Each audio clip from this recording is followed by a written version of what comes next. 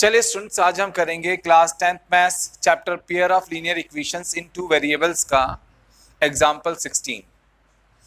इस एग्जाम्पल में हमें एक pair of linear equations given है। हमने बताना है कि इस पेयर ऑफ लीनियर इक्वेशंस में k का वैल्यू क्या होगा जिससे कि इस पेयर ऑफ लीनियर इक्वेशंस का इनफाइनाइटली मैनी सॉल्यूशन आएगा। ठीक है, तो देखिए स्टूडेंट्स, ये हमारा इक्वेशन फर्स्ट है, ये हमारा इक्वेशन सेकंड है। ठीक है, अब देखिए इस इक्वेशन फर्स्ट में x का कोफिशिएंट है k और इक्वेशन फर्स्ट में जो x का कोफिशिएंट होता है उसे हम a1 सपोज करते हैं, तो a1 यहां पर हो जाएगा k। ठीक है, तो यहां पर a1 हो जाएगा k। अब देखिए इक्वेशन फर्स्ट में y का कोफिशिएंट है +3, तो b1 हमारा हो जाएगा +3 यानी कि 3। इक्वेशन फर्स्ट में जो कांस्टेंट टर्म है जिसमें x एंड y नहीं है वो है -k-3, तो हमारा c1 हो जाएगा -k-3। ठीक है, अब देखिए इक्वेशन सेकंड में जो x का कोफिशिएंट है वो है 12, तो a2 हमारा हो जाएगा 12। इक्वेशन सेकंड में जो y का कोफिशिएंट है वो है +k, तो b2 हमारा हो जाएगा +k यानी कि k। एंड इक्वेशन सेकंड में जो कांस्टेंट टर्म है वो है -k, तो c2 हमारा हो जाएगा -k। ठीक है, अब देखिए स्टूडेंट्स, क्वेश्चन में हमसे ये पूछा गया है कि इस पेयर ऑफ लीनियर इक्वेशंस में हम k का क्या वैल्यू रखेंगे जिससे कि इस पेयर ऑफ लीनियर इक्वेशंस का इनफाइनाइटली मैनी सॉल्यूशंस आएगा। यानी कि हमारा जो ये क्वेश्चन है ये इनफाइनाइटली मैनी सॉल्यूशंस वाला क्वेश्चन है, और हमें पता है for infinitely many solutions, a1 upon a2 is equals to b1 upon b2 is equals to c1 upon c2 होता है। ठीक है, तो आपने याद रखना है इनफाइनाइटली मैनी सॉल्यूशंस में a1 upon a2 equals to b1 upon b2 equals to c1 upon c2 होता है। ठीक है, चलिए अब हम आगे सॉल्व करते हैं क्वेश्चन को। अब हम सबसे पहले लेंगे a1 upon a2 equals to b1 upon b2। ठीक है, ये हमारा केस फर्स्ट होगा, तो ये हमारा केस फर्स्ट है। और हम केस फर्स्ट में क्या लेने जा रहे हैं, हम लेने जा रहे हैं a1 upon a2 is equals to b1 upon b2। Correct. अब देखिए a1 हमारा है k, a2 हमारा है 12, तो a1 अपॉन a2 हो जाएगा k अपॉन 12, तो हमारा a1 अपॉन a2 हो जाएगा k अपॉन 12। फिर है इक्वल्स टू, अब देखिए आगे है b1 अपॉन b2, b1 हमारा है 3, b2 हमारा है k, तो b1 अपॉन b2 हो जाएगा 3 अपॉन k। ठीक है, अब हम यहाँ पर क्रॉस मल्टीप्लीकेशन करेंगे, हम इस k से इस k को मल्टीप्लाई करेंगे तो लेफ्ट हैंड साइड में आएगा k का स्क्वायर। हम इस 12 से इस 3 को मल्टीप्लाई करेंगे तो राइट हैंड साइड में आएगा 12 3 जा 36। अब हम इस लेफ्ट हैंड साइड से स्क्वायर को हटाएंगे, राइट हैंड साइड पर स्क्वायर रूट लगा लेंगे। ठीक है, तब हमारा ये इक्वेशन हो जाएगा k is equals to square root of 36। और हमें पता है कि जब भी हम स्क्वायर हटा करके स्क्वायर रूट लगाते हैं तो यहाँ पर आगे हम प्लस माइनस भी लगाते हैं। ठीक है, अब देखिए लेफ्ट हैंड साइड में है k, फिर है इक्वल्स टू, फिर है प्लस माइनस। अब देखिए स्क्वायर रूट ऑफ 36 होता है 6, तो यहाँ पर हमारे पास में k का वैल्यू आ गया है +6 एंड -6। ठीक है, चलिए अब हम आगे सॉल्व करते हैं क्वेश्चन को। अब हम लेंगे b1 upon b2 equals to c1 upon c2। ठीक है, तो अब हम लेने जा रहे हैं b1 upon b2 is equals to c1 upon c2, और ये हमारा केस सेकंड होगा। ठीक है, इससे पहले हमने केस फर्स्ट यहाँ पर सॉल्व किया है। ठीक है, तो अब हमारा केस सेकंड है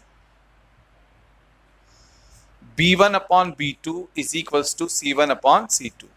करेक्ट। अब देखिए यहाँ पर है b1 अपॉन b2, b1 हमारा है 3, b2 हमारा है k, तो b1 अपॉन b2 हो जाएगा 3 अपॉन k। फिर है इक्वल्स टू, तो लगाएंगे इक्वल्स टू। अब देखिए यहाँ पर हमारे पास में है c1 अपॉन c2, c1 हमारा है -k-3, c2 हमारा है -k, तो c1 अपॉन c2 हो जाएगा -k-3 अपॉन -k। करेक्ट। अब आगे सॉल्व करते हैं। अब हम यहाँ पर भी क्रॉस मल्टीप्लाई करेंगे। पहले तो माइनस से माइनस कैंसिल आउट कर लेते हैं, फिर इसके बाद में हम क्रॉस मल्टीप्लाई करेंगे। हम इस k से इस 3 को मल्टीप्लाई करेंगे तो लेफ्ट हैंड साइड में आएगा 3k, ठीक है, इक्वल्स टू है, इक्वल्स टू लगाएंगे, फिर हम इस k से इसको मल्टीप्लाई करेंगे तो आएगा k इंटू k माइनस 3। अब आगे सॉल्व करते हैं क्वेश्चन को। देखिए यहाँ पर है 3k, अब यहाँ पर है equals to k into k हो जाएगा k square, k into minus 3 हो जाएगा माइनस 3k। अब हम इस 3k को भी लेफ्ट से राइट में लेकर के आएंगे, तब लेफ्ट में रह जाएगा 0, राइट में हो जाएगा k square minus 3k minus 3k। Left hand side में है 0, राइट हैंड साइड में है k स्क्वायर माइनस 3k हो जाएगा माइनस 6k, करेक्ट। अब हम क्या करेंगे, अब हम इन दोनों टर्म्स में से k कॉमन लेंगे। जब हम इन दोनों टर्म्स में से k कॉमन लेंगे तो k स्क्वायर में से यहाँ पर बचेगा k, यहाँ पर है माइनस 6k में से k बाहर चला जाएगा तो यहाँ पर बचेगा 6। अब हम एक बारी k को लेंगे इक्वल्स टू 0, ठीक है, एक बार हम k इक्वल्स टू 0 लेंगे, एक बार हम k माइनस 6 इक्वल्स टू 0 लेंगे, जिससे कि हमारे पास में k का वैल्यू आएगा ना। देखिए यहाँ पर हमारे पास में k का वैल्यू आ गया है 0। अब हम माइनस 6 को लेफ्ट से राइट में लेकर के जाएंगे तो k का वैल्यू यहाँ पर हो जाएगा प्लस 6, ठीक है। तो यहाँ पर हमारे पास में k का वैल्यू आ गया है, एक तो आया है 0, एक तो k का वैल्यू हमारे पास में आया है 0 एंड दूसरा हमारे पास में आया है 6। अब देखिए स्टूडेंट्स, यहां पर हमारे पास में k का वैल्यू आया था प्लस 6 यानी कि 6, ठीक है, प्लस 6 को हम 6 लिख सकते हैं एंड माइनस 6, एंड यहां पर हमारे पास में k का वैल्यू आया है 0 एंड 6। तो हमने देखा कि इन दोनों ही केसेस में हमको 6 कॉमन दिखाई दे रहा है, यहां पर भी 6 है, यहां पर भी 6 है, ठीक है।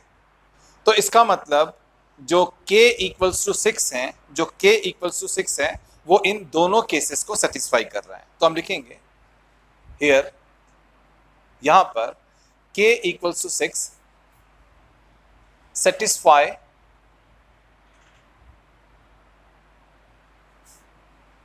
बोथ केसेस, दोनों ही केसेस को सेटिस्फाई कर रहा है।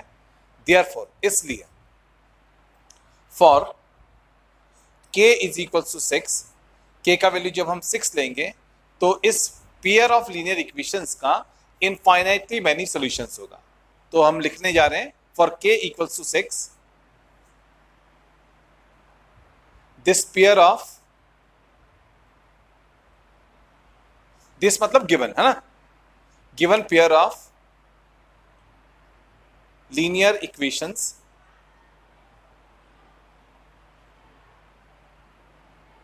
has infinitely many solutions.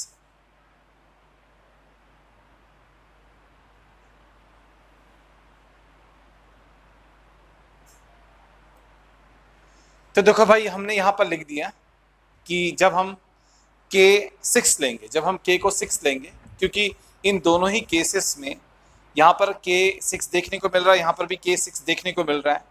यहाँ पर माइनस 6 है तो फिर यहाँ पर माइनस 6 नहीं है, यहाँ पर 0 है तो यहाँ पर 0 नहीं है।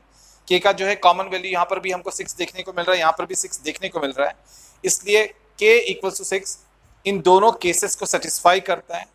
इसलिए अगर हम k को लेते हैं 6, तब इस पेयर ऑफ लीनियर इक्वेशंस का क्या आएगा, इनफाइनाइटली मैनी सॉल्यूशंस आएगा। तो ये आ गया हमारे इस क्वेश्चन का फाइनल आंसर।